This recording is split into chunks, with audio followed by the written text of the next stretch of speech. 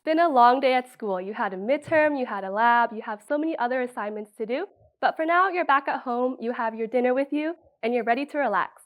Only one difficult question remains. What are you going to watch while you eat your food? If any of these thumbnails look familiar to you, you have fallen victim to the mukbang craze.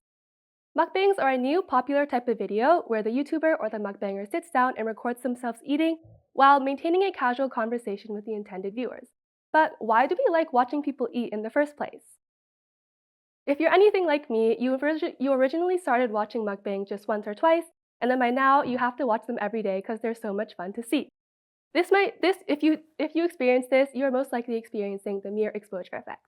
This states how when we're exposed to things multiple times, we become more familiar with them and we see them more often, and we eventually attribute them with positive things. In addition to the mere exposure effect, as we watch them more and we get to know these mukbangers better, we become more familiar with them, once again explaining why we find them to be more interesting to watch and to be more likable people overall. So it kind of makes sense why we really like these mukbangers now. So that's why we can kind of understand how we want to have this sense of closeness with them and this sense of friendship with them. This leads to the formation of something called a parasocial relationship. Parasocial relationships are a one-sided relationship between an individual and a celebrity. So you as a mukbang viewer are constantly watching these videos and you really like these mukbangers and you want to get to know them better. You really like them. However, this mukbanger is never going to know who you are. They don't know your name. They don't know anything about you whatsoever.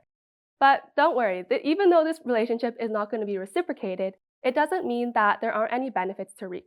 As a mukbang viewer, you're still able to draw upon those feelings of closeness and friendship with the mukbanger every time you click on one of their videos.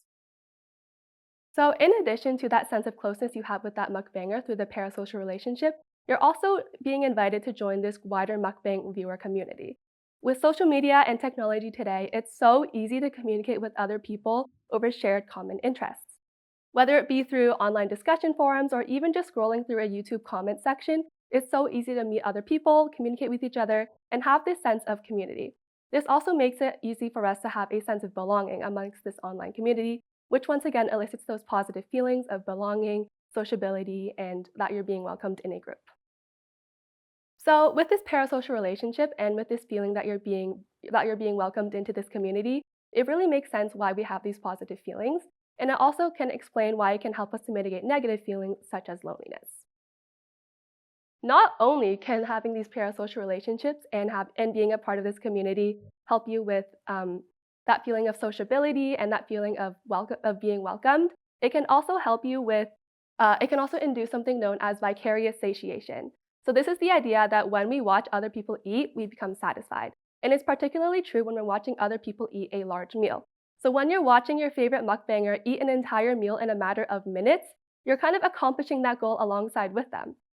And that really is satisfying to watch. Mukbangers are also really sure to make sure that they enhance this phenomenon by using something known as multisensory stimulation.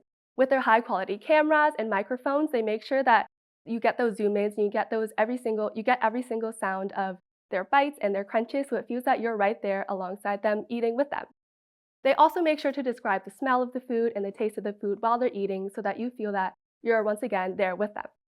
This can also help you to trigger some positive memories of when you yourself were having a delicious meal, and once again, those can help to elicit some positive sensations in you that are normally pleasurable and related to food. So next time you're at home and you're ready to sit down and relax, hopefully you know what you're going to click on for your mealtime video.